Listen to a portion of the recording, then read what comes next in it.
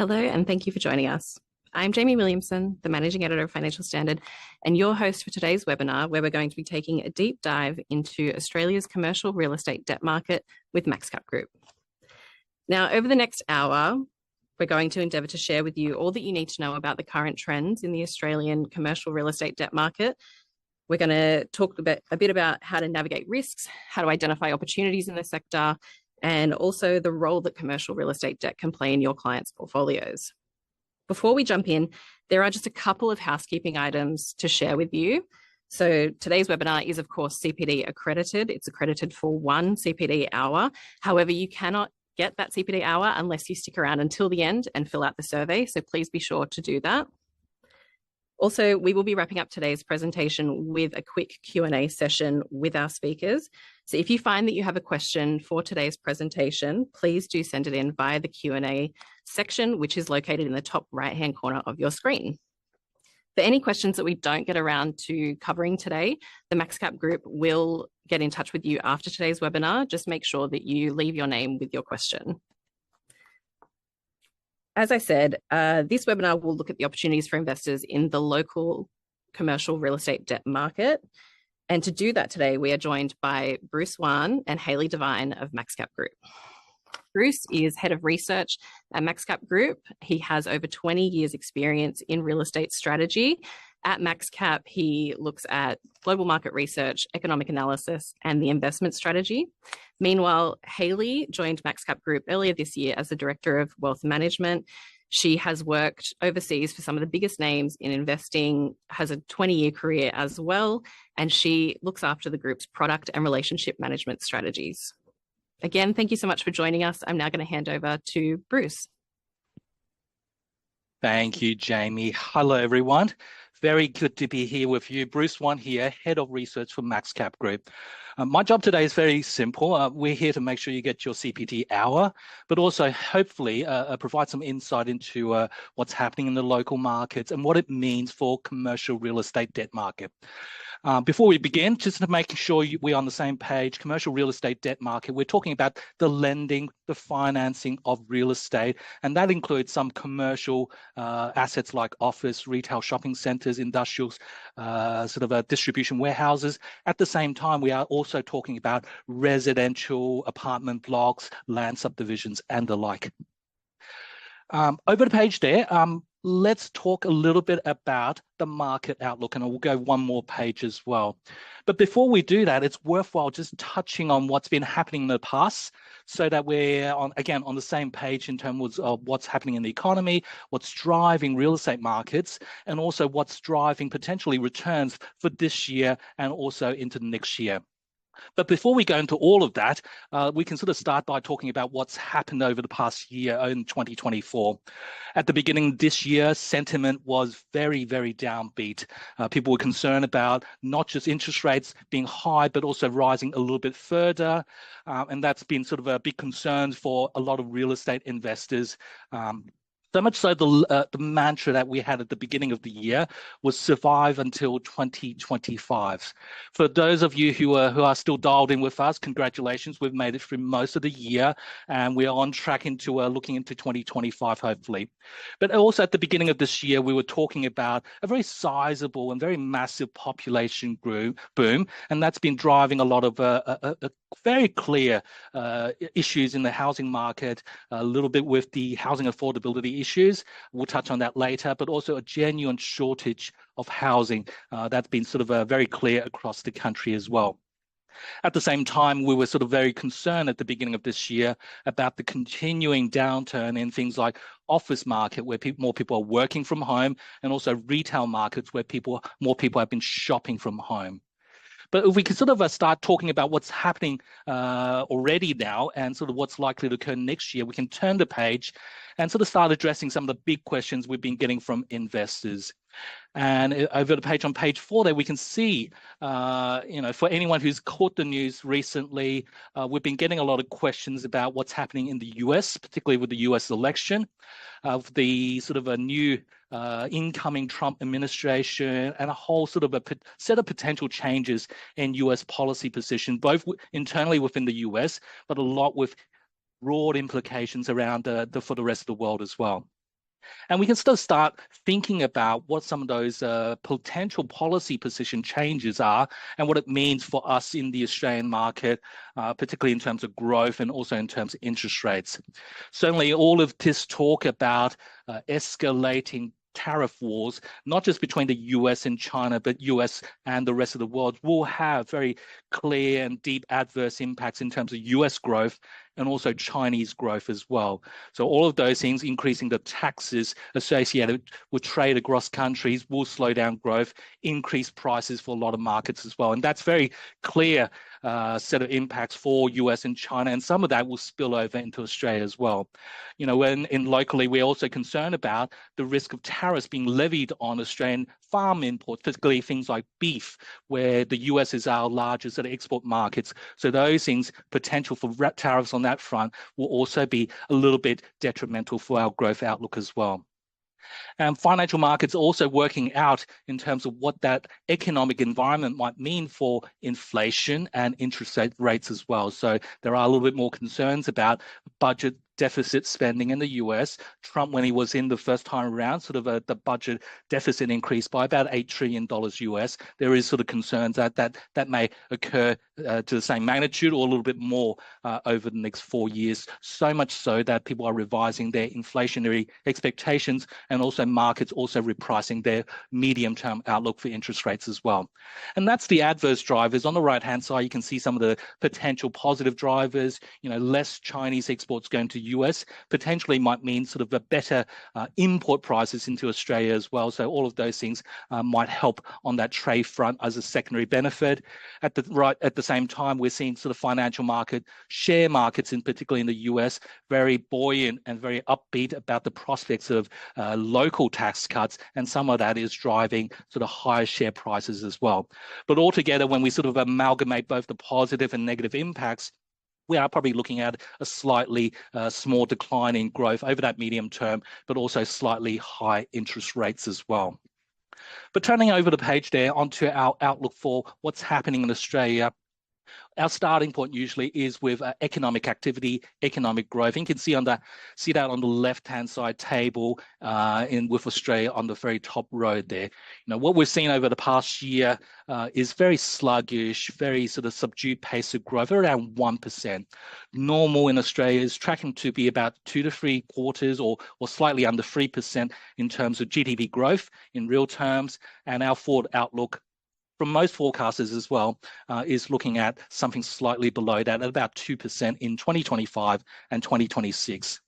It's worth noting that this very weak pace of growth in Australia that we're seeing of around 1% this year is really been distorted by very strong population growth. So if we abstract from the 2% population growth that we saw this year, you know, in per capita, in per person terms, you know, that has been very negative in the Australian economy. We would have seen a recession without the migration boom that we're seeing right now.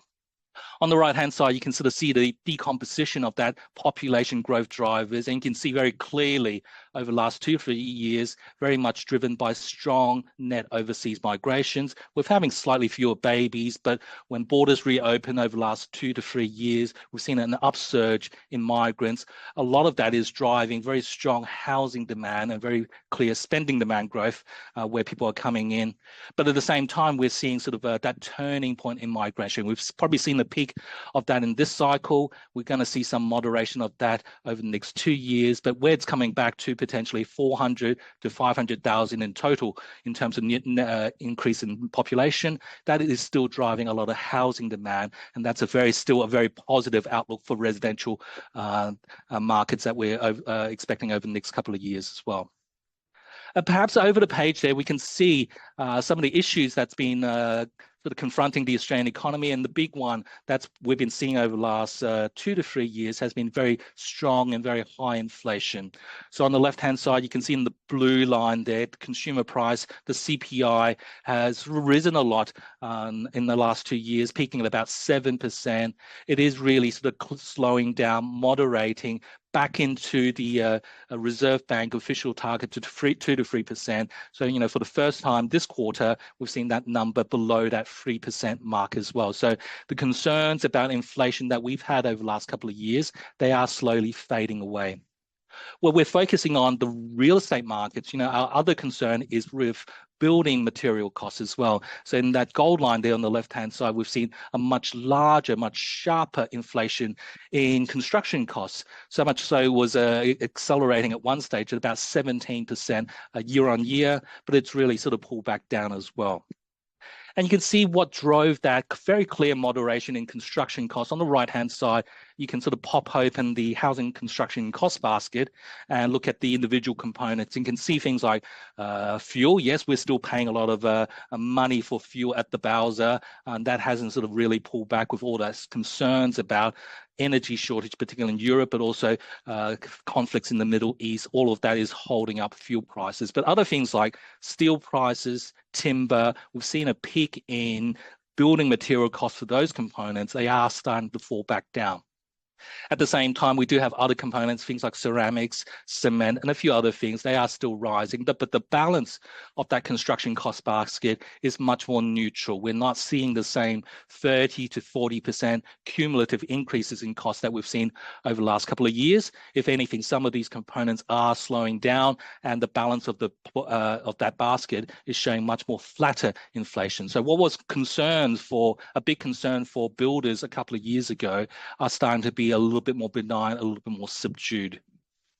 But over the page there, we can sort of take that inflation outlook and start thinking about what it means for interest rates. So as you know, Reserve Bank of Australia look at inflation in their sort of a targeting framework to determine whether interest rates are going up or going down. At the same time, the Reserve Bank will also pay some degree of attention to what's happening overseas in terms of interest rate setting by central banks in the US and a few other markets as well. On the left-hand side there, you can see the sort of Federal Reserve and what's been happening to cash interest rates for the US on the left-hand side. And you can also start to see some interest rates cuts. Well, we had so far 75 basis points in interest rate cuts, but more importantly, we are looking at further interest rate cuts over the next 2 years or so. What was priced in before the US election was much more substantial. We were talking at one stage about 6 to 7 interest rate cuts, but we've seen the Reserve Bank, sort of Federal Reserve come out in the US saying that's probably a little bit too much. There's a little bit more inflationary concerns now. You can see that being scaled back, so much so that we are only talking about 2 interest rate cuts next year and 1 interest rate cut in 2026. The Australian profile for interest rates going forward is very different to what we're seeing in the rest of the world for 2 main reasons, right? On the way up, we didn't see as many interest rate hikes in Australia. We stopped at about 4.35, whereas other markets gone as high as 5.5, if not a little bit more as well. And also the second factor is our inflation didn't slow down as quickly as what we saw in Europe, in the UK, and the US and Canadian markets as well. So, looking forward, we are looking at, yes, interest rate cuts, but far fewer than what we're expecting for overseas market.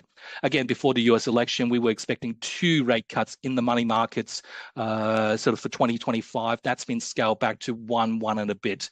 And that sort of remainder rate cut, the second rate cut, being moved out into 2026.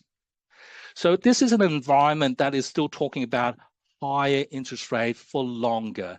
As you know, when we sort of had equity, people borrowing money, a low interest rate is the sort of a big tailwind that we see. And when interest rate went up, you correspondingly saw a very big decline in real estate ownership and what it means in terms of return. So people owning the real estate lost a lot more money with high interest rates. Whereas on the lending side, what we're talking about here in terms of real estate credit, high interest rates mean higher returns as a starting point. And where we do expect sort of a slightly lower rates going forward, it is a very marginal and very modest decline from what we are seeing today.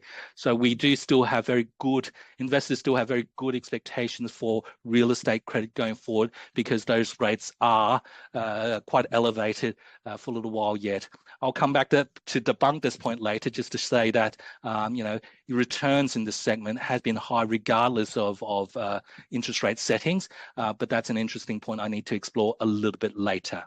But perhaps turning over the page there, we can start seeing A little bit more about the residential market. So I spoke a little bit about before in terms of very strong population growth, very strong migration, and even with some moderation in 25 and 26, we are still expecting a very robust pace of housing demand.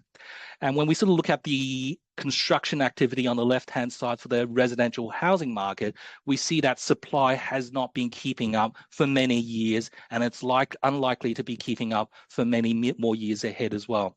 So what you are looking at there is the residential construction pipeline and the partial indicators. So things like building approvals, housing starts, housing completions. And you can see how over the last 3 to 4 years, a lot of those things have really slowed back down, partly because of high material costs, high interest rate costs, and a little bit of things like weather delays as well. So much so that, that pace of housing construction has really fallen behind the official government target of 1.25 million dwellings over the next 5 years.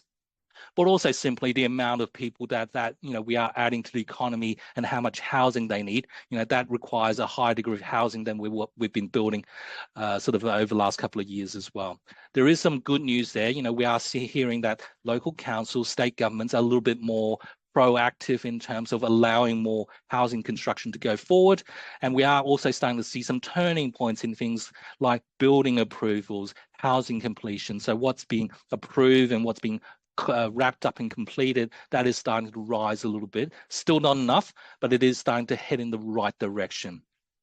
On the right-hand side there, we can sort of talk about the macro context in terms of the housing shortage that we are seeing right now and expect to carry on for the next couple of years. But we also do a lot of work as a shop to understand where that housing shortage is. If we look on the right-hand side there, you can sort of break open the Australian economy into sort of 300 different sort of geographical pockets. And you can see, if you compare population growth, how much housing is being added, you can work out the localized housing demand and supply balance. And not surprised to say for you to hear, most markets in Australia are seeing sort of quite substantial undersupply of housing, but particularly in the likes of Melbourne City, Sydney City, Perth City, a lot of the suburban areas around Melbourne, Sydney and Perth and a few other places as well, seeing very substantial localized housing undersupply as well. There is probably about a dozen or so out of the 300s where housing markets are a little bit oversupply. We're talking about places like Woden Valley in Canberra, Mornington Peninsula outside of Melbourne, Geelong outside of Melbourne as well, where population growth hasn't sort of it kept up at that same pace. They're starting to slow down.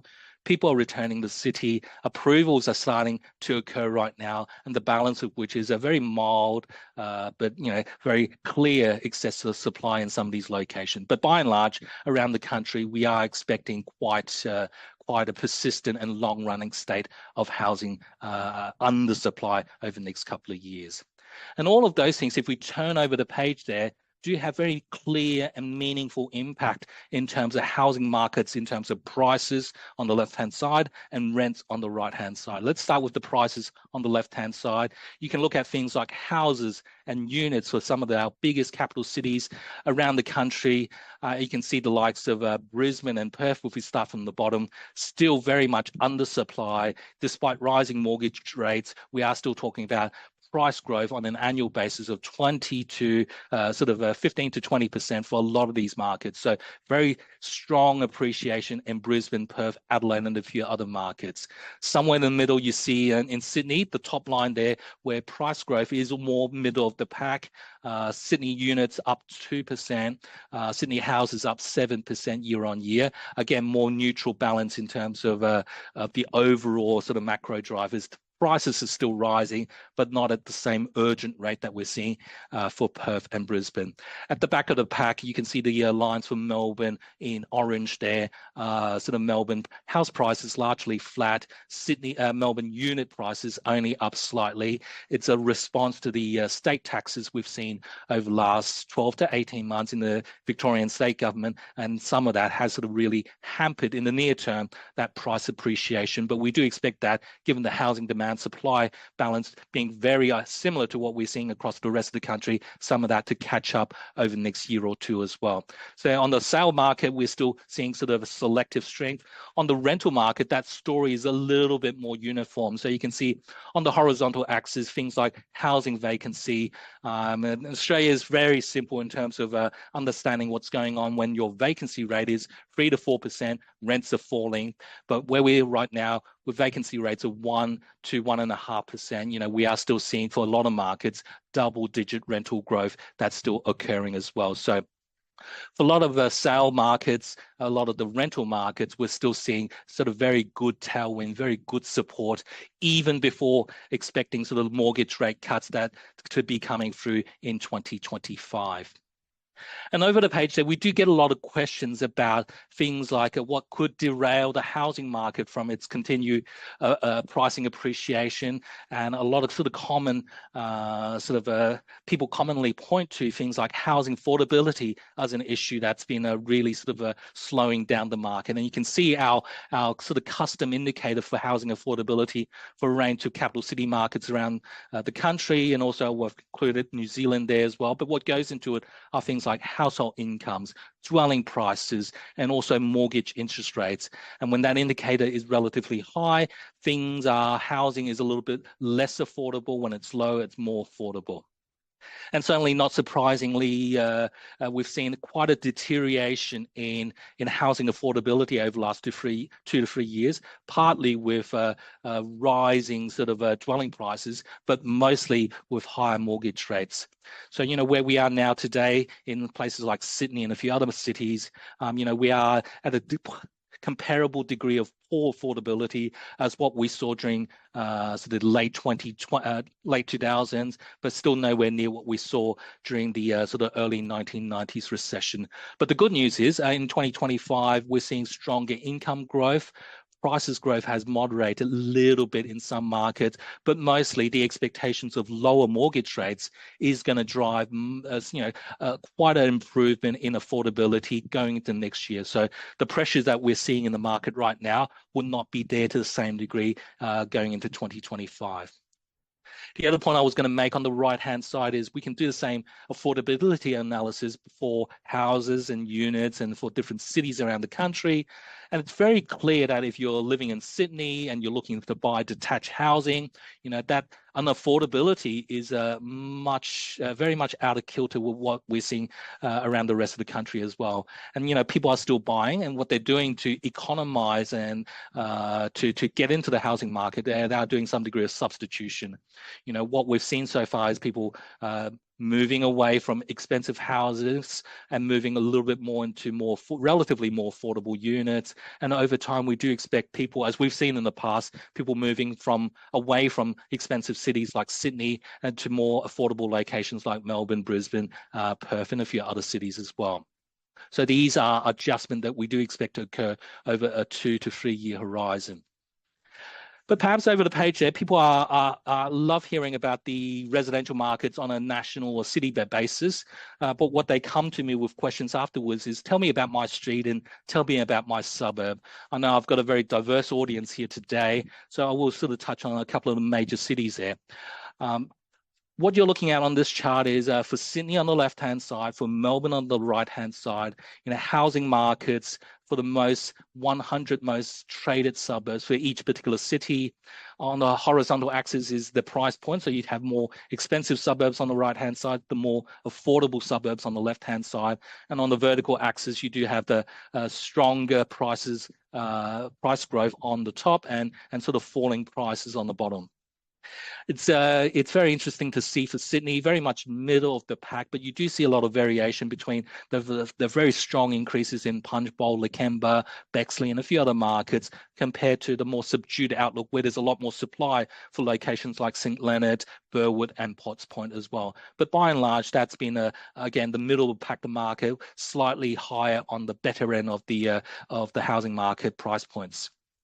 Melbourne being the laggard in this cycle, you do see more dots below that zero line. So more suburbs in Melbourne are showing declining prices. So even places like Brighton, Baldwin North, which have been very strong performers over many, many years. They're seeing sort of very modest decline in prices, but also places like South Yarra, Melbourne, South Melbourne, again, where there has been sort of a little bit more supply, again, modest decline in prices as a result. But Melbourne very much a relatively more subdued compared to other markets. But over the page there, you do see the stronger performing markets. And then I do have Brisbane on the left and Perth on the right, where you do see more consistent uplift in prices across the top 100 suburbs. You know, in Brisbane, places like Auckland Flower, Green Slopes, Northgate, Salisbury East, showing very strong gains. Very similar situation in the Perth South Coast and the hinterland, you know, Gosnell, Armidale, Camillo, Osborne Park, all showing very strong gains as well. So you do have a lot of local variations across different cities, across different suburbs as well. But again, my underlying point is still quite clear.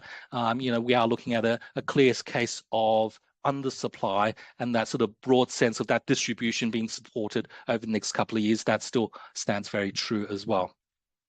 But over the page there, we can turn our attention from residential markets to a little bit about the commercial markets. So when we talk about commercial real estate debt, we are certainly talking about residential apartments as well as the commercial sectors. And here we're talking about, on the left-hand side, office buildings, in the middle there, distribution, industrial centres, and also on the right-hand side, things like shopping malls and the like.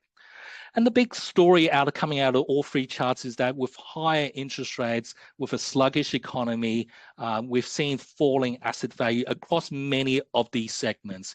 On the left-hand side there, office markets have been relatively more subdued, have been relatively weaker because of the working from home phenomenon and people sort of moving away from working in the office in the city centre to be working from home or closer to their home in suburban office locations as well. And nowhere has that been more dramatic than what we've seen in Melbourne, where prices have fallen by about 25 to 30%. But even there, and also with other markets as well, we've seen some stabilisation and some uplift over the course of 2024. Industrial centres, warehouse distribution, much stronger outlook, mainly because we're just shopping more from home. So whenever we sort of click on buy from Amazon.com, you know, there requires a lot of distribution centers, a lot of back office, sort of back-ended sort of distribution networks to make that delivery happen for you. And that's been driving very strong demand for distribution warehouses. Vacancy rates are 1 to 2% across most cities, and values, as you can see, have sort of start to rise up a little bit more aggressively despite higher mortgage rates. And on the right-hand side, even shopping centres where people have been migrating from shopping physically to shopping online, that adjustment has sort of driven sort of 6 to 7 years of pricing decline, and even then we're starting to see some stabilization and some recovery. So for 2025, across most of these sectors, we are expecting higher asset values to come through as a result of the stabilization and decline in mortgage rates and some modest pickup in economic activity. Just over the page there, a very quick point about the working from home phenomenon and what it meant for office markets. On the left-hand side, you can see for a range of CBD office markets, we can see how office occupiers have adjusted their tenancy over the last couple of years. You know, you can see a very dark line, but you can also see a dotted line. The dotted line is just what was the pre-COVID trend in occupancy.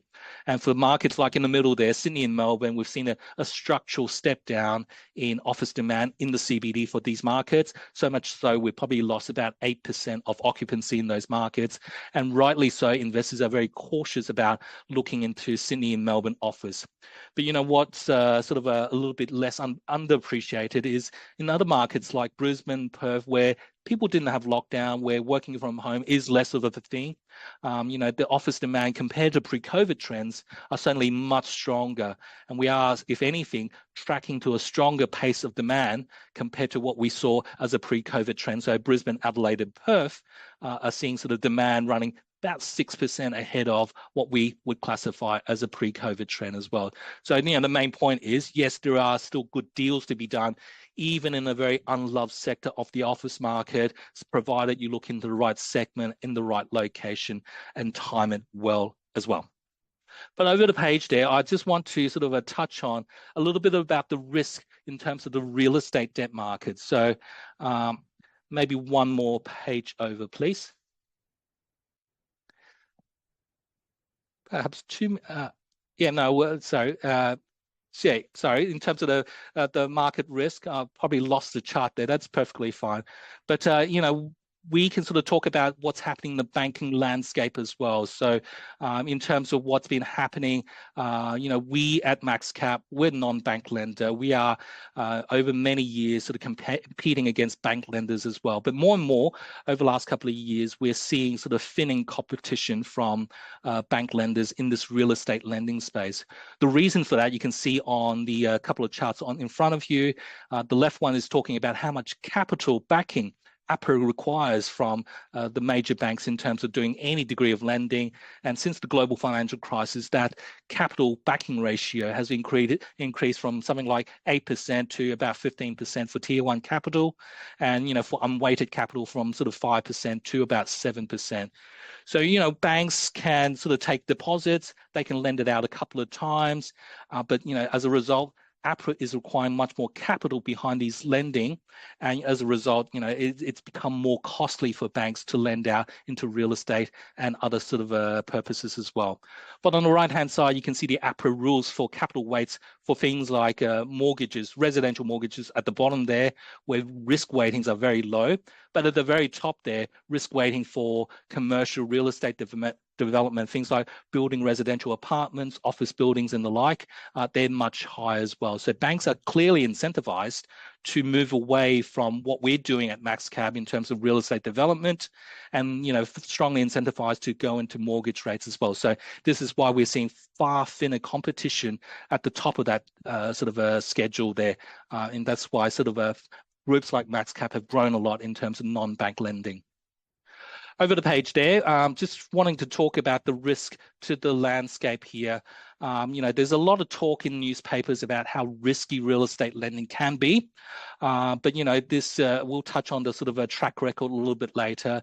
But we've never lost investor capital over 17 years and 700 loans. There are reasons why this market is so resilient and so sort of robust too. Big swings in asset values and big moves in market cycles.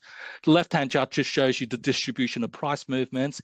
Most of the time, you'll see the peak of that distribution at a slightly positive number, which is to say when we lend out money, real estate prices tend to go up. Right now in the office market, it's the weakest sector at the moment, prices are going down.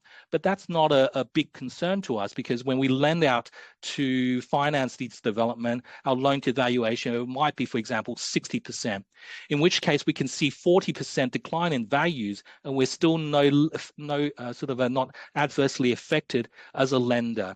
So yes, the equity owners, the developers might see some pain and some loss in value, but we are still, as a creditor, still being repaid, and our risk position is still very robust. And in Australia, that distribution compared to other markets around the world, very narrow, very tall. We don't see that left tail that causes credit providers, lenders any grief as well, even right now when office values are falling down. For corporate insolvencies, again, a lot of concerns about construction builder failures. Middle line there, very flat, very stable. Again, the big cost shock was 2 years ago. Margins are being improved upon right now. So very unlike the rest of the economy, where other industries, insolvencies are rising strongly, the construction profile is quite flat, and we do expect that to decline in 2025. And over the page there, just to sort of wrap up relatively quickly, I think most people sort of look at this space mainly because of the risk-adjusted returns. So we can look at the returns over time on the left-hand side. The black line just shows you a first mortgage, senior, very defensive position in commercial real estate lending. And you can see that black line there, returns being flat, double-digit, very resilient over time, regardless of when interest rates are high or low, whether we were in recession or a strong economy. That black line has held very steady over that time frame. And you compare that with very sort of volatile other asset classes like REITs, shares, bonds. They've periodically lost money over the last couple of years, and all the time, have been very volatile. Even real estate markets right now, owning the office buildings, owning the shopping centers, people are still losing money. And I guess my last point is over the page there, just to show you that risk and return balance on the left-hand side there. You can see the returns on the vertical axis and the volatility of those returns over the last 10 years on the horizontal axis. And where you want to be is then that top left corner with high returns and low volatility. And that's exactly where you find these sort of commercial real estate credit strategies being very good on returns, very low volatility, and compares very favorably compared to whether share markets, bond markets, or any other asset classes you would care to mention. Happy to leave it there. I've taken you through a whirlwind tour of sort of commercial real estate debt markets. Hopefully that gives you a sense of what's driving the markets and what's driving the very strong returns that we see there.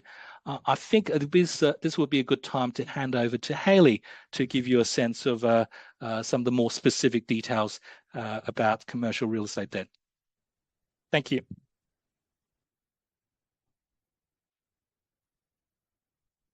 Thanks very much, Bruce. That was a great overview of private credit as an asset class and helps to explain why it's such a compelling investment thesis, particularly in the current environment. If we jump to the next slide, aside from choosing private credit as an asset class, your manager selection is very important and is probably the next thing you'd want to think about.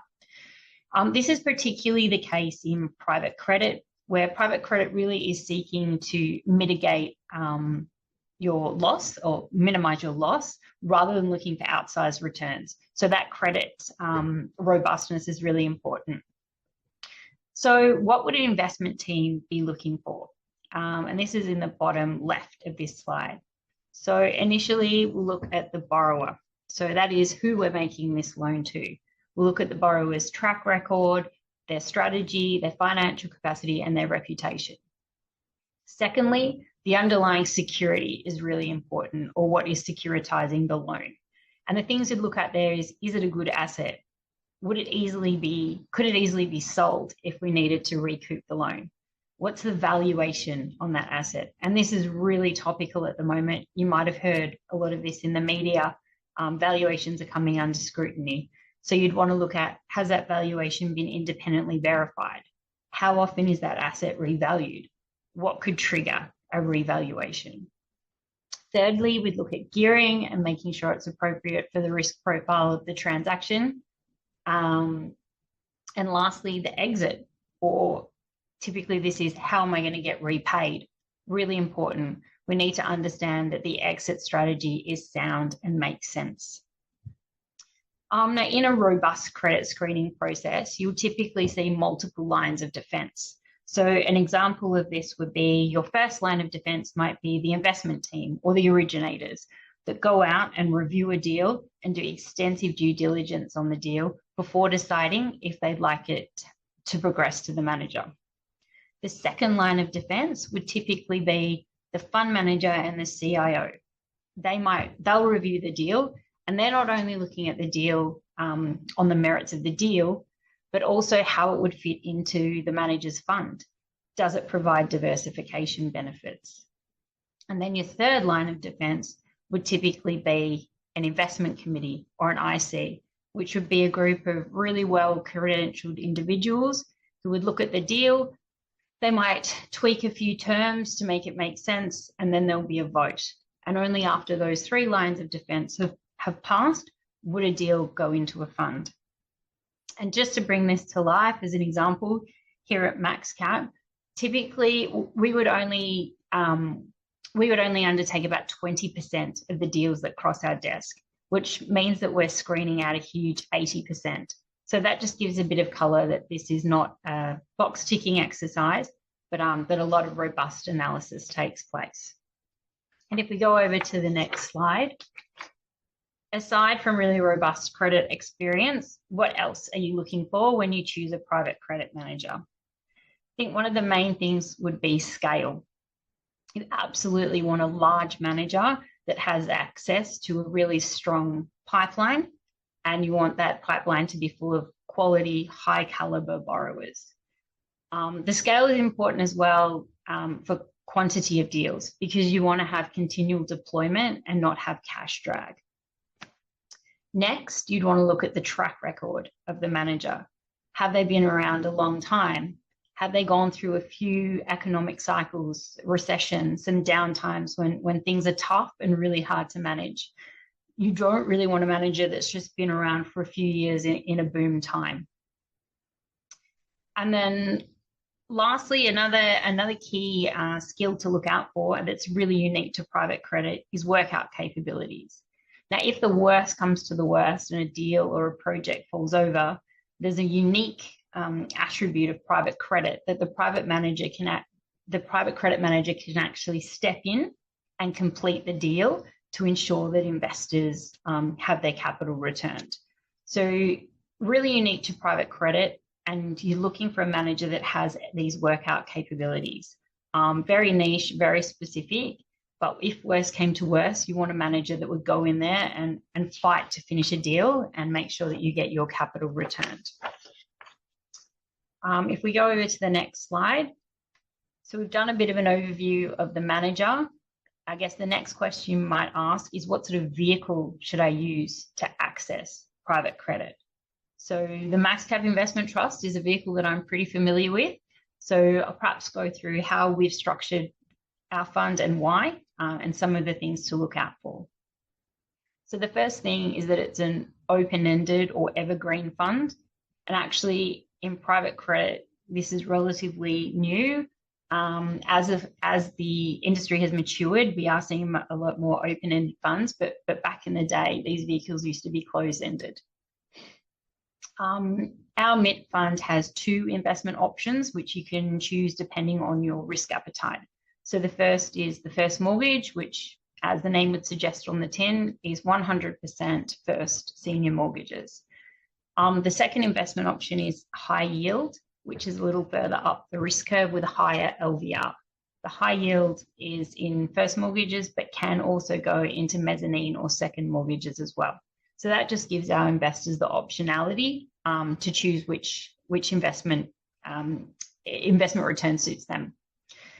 In terms of return targets, the first mortgage is cash rate plus 5%, so call it 9.35 at the moment, and high yield is cash rate plus 8, so 12.35%.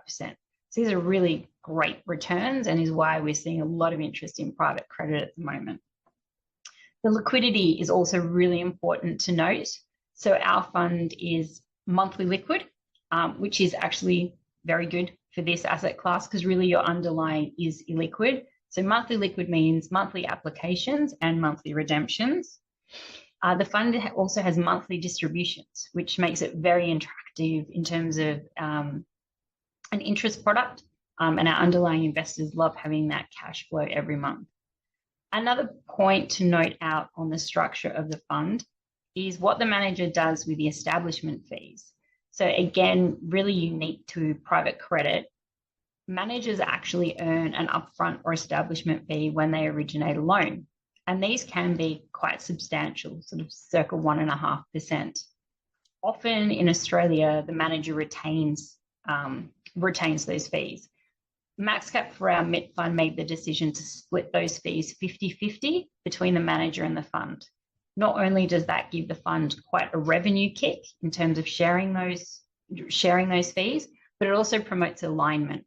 So there's not an outsized incentive for the manager to perhaps churn or introduce a lot of new loans to the book to earn those fees.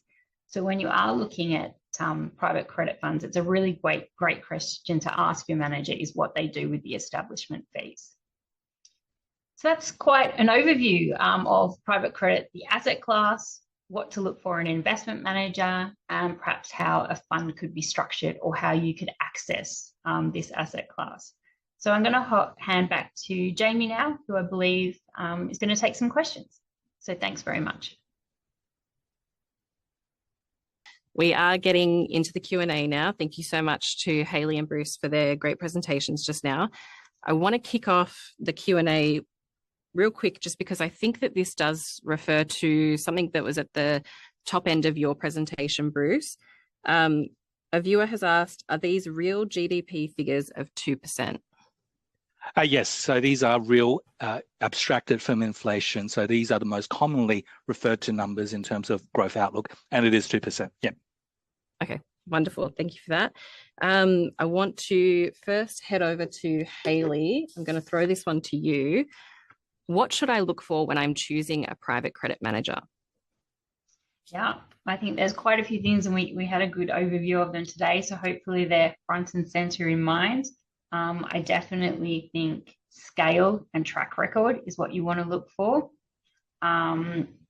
Look, another thing you can do when you're choosing a fund manager is perhaps read the fund manager's monthly or quarterly updates and get a feel for the sort of communication and what they're sharing with their investors.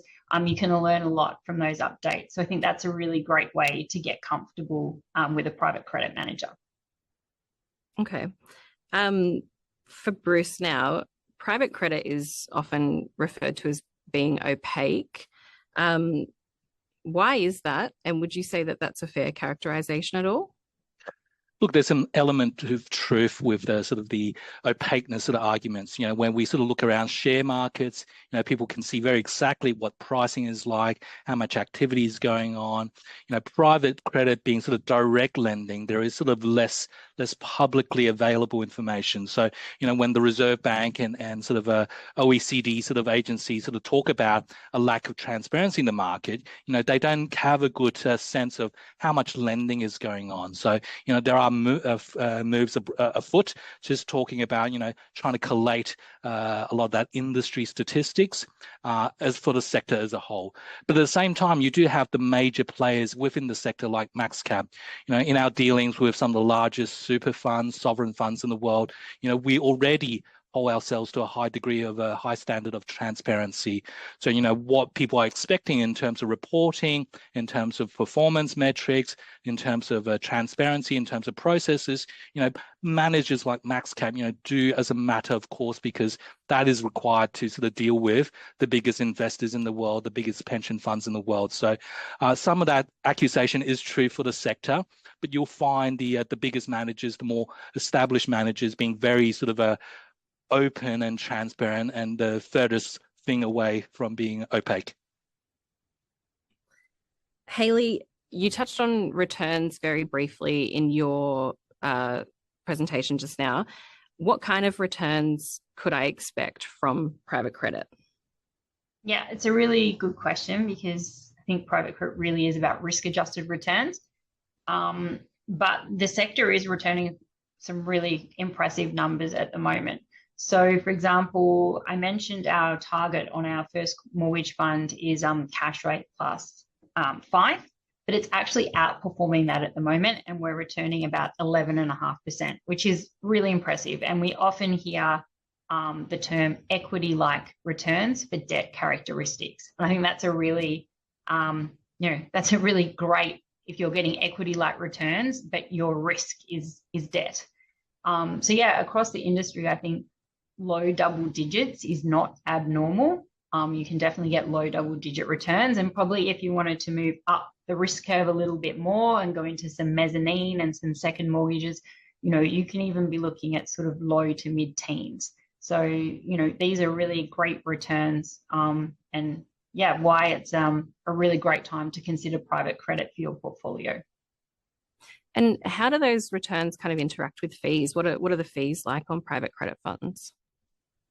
Yeah, it's a great question. If we take MaxCap as an example, we do have extensive in-house capabilities. So management fees on private credit tend to be a little bit higher.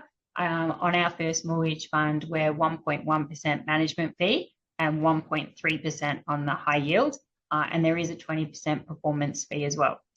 But I think also what you have to remember is those establishment fees. So we actually have a fee revenue stream that helps to offset those overall fees. But fees is one, I think, to the earlier point around opaqueness in the industry. It's a really great example of understanding what your private credit manager charges for, and to remove some of that opaqueness from the industry. So if you understand, your management fee, if there's a performance fee, and what the manager does with their establishment fees, you'd have a really good grasp of your overall fee load. Okay. I've just got a question here from a viewer that I think it's probably important to touch on now, just before we continue with the Q&A, and it's open to both of you. But do you use private credit and private debt as interchangeable terms? And if not, how do you classify the difference? Happy to take that one, Haley, unless you want to be jumping in there. But in terms I'll of let you go first. Thank you kindly. In terms of terminology, again, they're fairly interchangeable. So I think people are making the distinction between private equity, so owning a piece of asset privately, or private credit, which is providing the finance, private debt, similarly, providing the finance to fund that particular asset as well. So fairly common and fairly interchangeable. Hope that helps. Haley, did you want to add anything to that one, or you're happy with that explanation? No, happy with that. I tend to use private debt and private credit interchangeably, which I do see could be confusing, and I should probably just pick one term and stick to it. Okay, so now I'm going to throw this one to Bruce. Is private credit still a good investment when interest rates are falling? That's a very good question, Jamie, right? So what's driven the intense interest in private credit, private debt over the last couple of years was high interest rates, right? High interest rates doesn't work so well for share markets, for real estate markets, owning the real estate. It's main factor behind why a lot of these were sort of losing money. It was the rising interest rate environment as well. And above and beyond that, I would say, high inflation that we saw over the last couple of years, that's been driven by, that's been the cause of some negative bond returns as well. So, people have been looking away from other asset classes because of high interest rates, and they've been looking to private credit, private debt, because that's continued to deliver sort of double-digit returns regardless of the interest rate environment. Now, sort of conceptually, it's easy to understand why people would expect sort of lower private credit returns with lower interest rates because, where people are on variable loans, that interest repayments come back down. The main thing is over the last 10 years through very different interest rate regimes, we've seen very steady returns. Why is that? Mainly because when interest rates, cash rates were low around zero, we were at MaxCap doing fixed rate loans. When interest rates went up, we moved to floating rate loans. And the balance of that has sort of allowed us to maintain very steady returns as well. And when we sort of look over the track record history over 10, 15, 17 years or so, we can sort of break down the return profile across different economic growth regimes, whether the economy is growing or going into recession, or different interest rate regimes, as we're seeing now with high interest rates or potentially a move back to a low interest rate environment. And through all of those different growth and interest rate regimes, we've seen very steady returns as well for some of those reasons that I've talked about. But again, it's surprising for some people to hear that returns have been very stable despite the economy, despite the interest rate cycle. Bruce, I'm going to just quickly take one from the top here.